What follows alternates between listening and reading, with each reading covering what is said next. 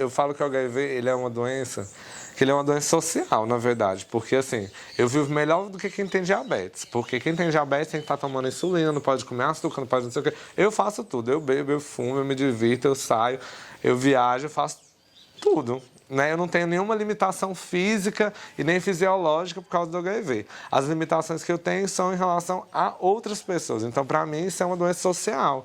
Que a carga pesada do HIV é em relação ao preconceito que você sofre de outras pessoas.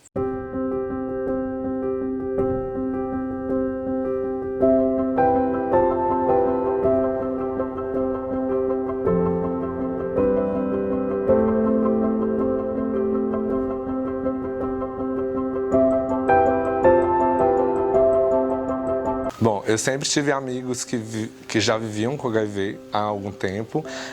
No meu ciclo de amizade sempre tiveram pessoas e sempre o HIV foi algo muito normal para mim. Assim, eu sempre vivi com uma doença como qualquer outra, né? Então, eu sempre fazia testagem. A cada 6 meses eu me testava de forma constante. Até que um dia eu comecei a me sentir mal, né? O HIV ele tem 2 fases. Aliás, ele tem uma fase que se repete 2 vezes, que é a infecção aguda. Ou você tem a infecção aguda assim que você é contaminado, e aí se você não descobrir, ela vai passar. E aí depois de muito tempo, se você não tratar, ela vai se transformar em AIDS. E aí nesse momento que ela está virando AIDS, você tem outra infecção aguda. E aí eu tive os sintomas da infecção aguda, e aí fui para o hospital e um amigo meu que vivia com HIV falou: Geraldo, vamos testar? Eu falei: eu testei há 3 meses, ainda não está na época. Aí, não, mas vamos testar de novo. Aí eu testei e aí descobri que estava positivo, e aí foi quando o médico me disse: infecção aguda, você acabou de ser contaminado, você tem um negativo há 3 meses atrás. E aí eu morava em Salvador na época. E aí para mim foi um choque, né? Mesmo tendo pessoas vivendo próximas a mim, sabendo que é uma doença que não iria me matar, no momento que eu descobri, eu surtei, assim, né? Eu cheguei em casa, lavei todas as minhas roupas com álcool. Na época eu namorava com outra pessoa, e aí eu não quis ver o meu namorado durante um tempo, não deixava ele me beijar, não deixava ele me tocar, com medo eu me sentia uma bomba ambulante, assim, né? Qualquer momento ia explodir na vida de alguém. A minha família, eu morava em Salvador, minha família mora em Minas. E aí eu descobri em dezembro, então agora em dezembro, acho que vai fazer 2017, 18, 19, 20, 21, 22, vai fazer 5 anos agora que eu vivo com HIV, né? Dia 17 de dezembro foi o dia que eu descobri. E em fevereiro, aliás, em março, eu ia para Minas visitar minha família, então eu comecei a medicação. E aí como que funciona? Quando você toma medicação, a quantidade de vírus vai diminuindo e a quantidade de CD4, que são as células de defesa, elas vão aumentando. Então eu quis fazer um exame de carga viral antes da viagem, para quando eu chegasse na minha família, eu mostrasse: eu estou infectado, mas eu estava com tanto de vírus e agora eu já estou fazendo tratamento e já caiu. E aí, em janeiro, eu repeti o exame. 1 mês depois que eu descobri, eu repeti o exame de forma particular, porque público só pode fazer a cada 3 meses. E aí, o resultado do exame saiu em fevereiro e eu já estava indetectável, né? Então, com 1 mês de tratamento, eu me tornei indetectável. E aí eu fui para minha família, contei para minha família e foi super tranquilo. Um choque, né, obviamente, para a família. Mas assim, depois que eu sentei, tive essa conversa explicando o que era o vírus, como que ele funcionava, como era o tratamento e como eu já estava, para eles foi bem mais tranquilo. Pra gente ter a primeira conversa sobre HIV, foi, na verdade, eu que meio que puxei o assunto, né? Porque foi uma época em que eu tinha descobrido que eu vivia com HIV há pouco mais de 1 mês, né? Você também? Aham. E aí, foi algo que eu vi, assim, em comum, que ele já havia exposto na rede social dele, né, explicando um pouco sobre viver com HIV. E aí, ele também tem uma tatuagem, né, do indetectável igual intransmissível. E aí, eu quis puxar um assunto nesse sentido, né, a gente não namorava nem nada ainda, estávamos apenas saindo. No momento em que eu estava um pouco fragilizado ainda com tudo que estava acontecendo, e às vezes eu queria ir atrás de informação, até porque pelo fato de saber há pouco tempo que vivia com HIV, qualquer informação para mim estava sendo, de certa forma, uma ajuda, né? Então, ter ele naquele momento ali, poder conhecer ele naquele momento e poder falar com ele, né? Como uma pessoa que também vive com HIV há mais tempo que eu, no caso, foi uma das portas que eu encontrei, assim, para esse relacionamento também, de certa forma. A minha descoberta, ela foi um pouco diferente da do Geraldo. Eu descobri ela um pouco mais tarde, porque eu sempre fui uma pessoa de adiar muito as coisas, sabe? Isso é um problema que eu tenho.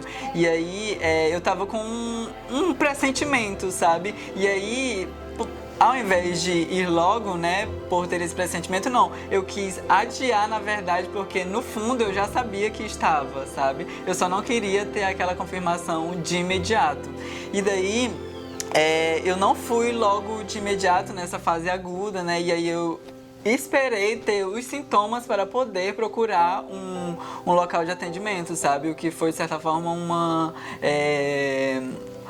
um erro da minha parte, né? E aí, quando eu cheguei, fui ao CTA e que tive a confirmação, já estava assim bem avançado, né? A minha quantidade de vírus no meu organismo já estava um pouco alta, diferente do Geraldo, que ficou indetectável com um mês. Eu fiz o exame 6 meses depois, ainda não estava indetectável, sabe? Então, pra mim, no momento que eu descobri, foi assim totalmente desestabilizador, sabe? Que até porque eu não também, assim como ele,